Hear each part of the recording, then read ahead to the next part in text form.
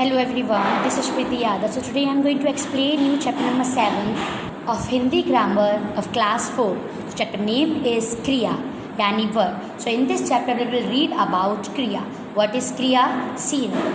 Let us start now. जिन शब्दों से किसी काम के होने या करने या घटना के घटने का बोध होता हो उन्हें क्रिया कहते हैं. सो एवरीवन, यानी वो शब्द जो हमें ये बताएं कि जिससे किसी काम के करने का, किसी काम के होने का या किसी घटना के घटने का बोध होता है, उसे हम क्रिया कहते हैं. सुबह का समय है, ठंडी हवाएं चल रही हैं. कैसी हवाएं चल रही हैं? ठंडी हवाएं चल रही हैं. सीमा के परिवार के सभी लोग उद्यान में आए हुए हैं, यानी बाग में आए हुए हैं. दिस इज़ कॉल्ड क्रिया, यानी वो आए हैं तो उन्होंने ये कार्य किया है, तो ये हमारी क्रिया है. हवा चल रही है तो ये उसका कार्य करना है, तो ये हमारी क्रिया है. सीमा अपनी सहेली के साथ खेल रही है. यहाँ सीमा का खेलना यानी कोई वो कार्य कर रही है. क्या कर रही है? वो खेल रही है, तो दिस इज़ कॉल्ड क्रिया. उसका भाई नरेश अपने मित्रों के साथ क्रिकेट खेल रहा है, तो वो भी एक कार्य क्यों कर रहा है? ये भी हमारी एक क्रिया है. दादाजी अपने मित्रों के साथ पार्क में घूम रहे हैं. क्या कर रहे हैं? घूम रहे हैं, तो ये भी हमारा एक कार्य है जिससे हमें पता चल रहा है, हमें बोध हो रहा है कि दादाजी क्या कर रहे हैं. ये भी हमारी एक क्रिया है. सीमा के पापा अखबार पढ़ रहे हैं और मम्मी अपनी सहेली के साथ बातें कर रही हैं और मोहन अचानक गिर पड़ा. तो मीन्स यहाँ पर जो भी घटना घट रही है, जो भी वो कार्य कर रहे हैं, घूम रहे हैं, फिर रहे हैं, बातें कर रहे हैं, जो भी कुछ कर रहे हैं, जिससे हमें ये बोध हो रहा है कि इन शब्दों के द्वारा हमें पता चल रहा है कि वो किसी कार्य में व्यस्त है, कोई घटना घट रही है, तो ये सब हमारी क्रियाएं कहलाती हैं. सी एवरीवन, उपर्युक्त वाक्यों में चल रही, आए, खेल रही, खेल रहा, घूम रहे, पढ़ रहे तब बातें कर रही, इन शब्दों में किसी काम के करने या गिर पड़ने की घटना का बोध हो रहा है, वैसे शब्दों को क्रिया कहते हैं. तो सेम आई सेड एवरीवन, जिन भी शब्दों से हमें ये पता चल रहा है कि उससे काम बन रहा है, काम हो रहा है, उसका बोध हो रहा है या कोई घटना घट गई है, वो सब हमारे शब्द क्रिया कहलाते हैं. सूरज का निकलना, बिजली का चमकना, टकराना या घटना को व्यक्त कर रहे हैं, यानी जो घटनाएं हैं जो रोज़ाना, यानी जैसे सूरज निकलता है ये उसका कार्य है और ये घटना भी है. बिजली का चमकना घटना है, टकराना घटना है, तो जो हमारी जिन भी घटनाओं को व्यक्त करते हैं ये सब हमारी स्वतः हो रही हैं.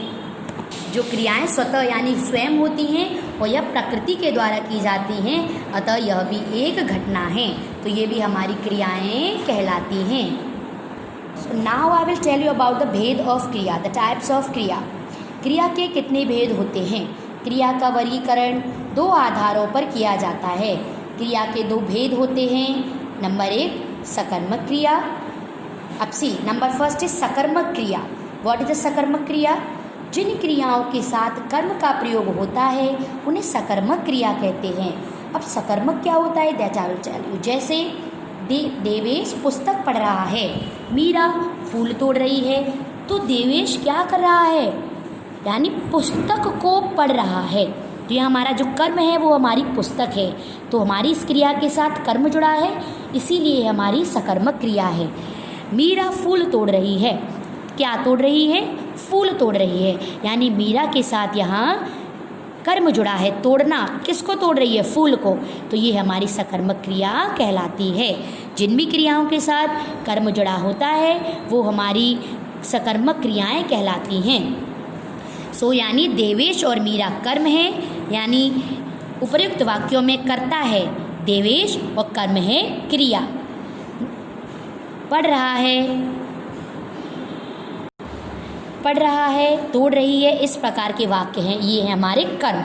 तो इस प्रकार के वाक्य से वाक्य सकर्मक क्रिया का बनता है, जिस क्रिया के व्यापार का फल या प्रभाव पर कर्म पड़ता है उसे हम सब कर्म क्रिया कहते हैं।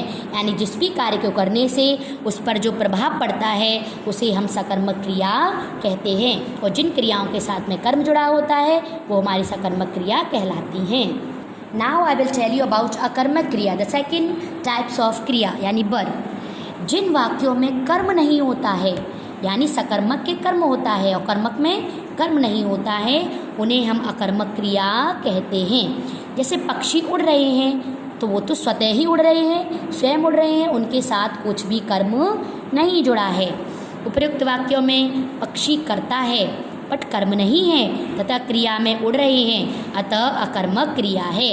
यानी यहाँ कार्य स्वयं हो रहा है जिसके साथ कोई कर्म नहीं जुड़ा है वो हमारी अकर्मक क्रिया कहलाती है। अब क्रिया की पहचान कैसे करें, that also I will tell you. See, क्रिया की पहचान कैसे करें। वाक्य में सकर्मक क्रिया की पहचान करने के लिए पहले क्या लगाकर प्रश्न करते हैं, जो भी उत्तर मिलता है उसे कर्म और क्रिया को सकर्मक क्रिया कहते हैं। जैसे मुकेश सेब खा रहा है, तो मुकेश क्या खा रहा है, सेब, तो सेब इसका कर्म है तो इसलिए ये हमारी सकर्मक क्रिया है। वाक्य को पढ़कर क्या लगाने से यदि प्रश्न का उत्तर ना मिले तब अकर्मक क्रिया है। सुरेश जा रहा है, सुरेश क्या जा रहा है, उत्तर नहीं, व्हाट क्या जा रहा है, तो ये हमारी अकर्मक क्रिया है क्योंकि इसके साथ कोई भी कर्म नहीं जुड़ा है। तो एवरीवन, क्रिया इज़ दैट कि जिन शब्दों से किसी काम के होने, करने या किसी घटना के घटने का बोध हो उन्हें क्रिया कहते हैं। क्रिया के कितने भेद होते हैं, क्रिया के 2 भेद होते हैं, सकर्मक क्रिया, अकर्मक क्रिया। जिन क्रियाओं के साथ कर्म होता है वो हमारी सकर्मक क्रिया होती हैं, जिन क्रियाओं के साथ कर्म नहीं होता है वो हमारी अकर्मक क्रिया होती हैं। So everyone, I hope you would have understood this chapter. Thank you everyone.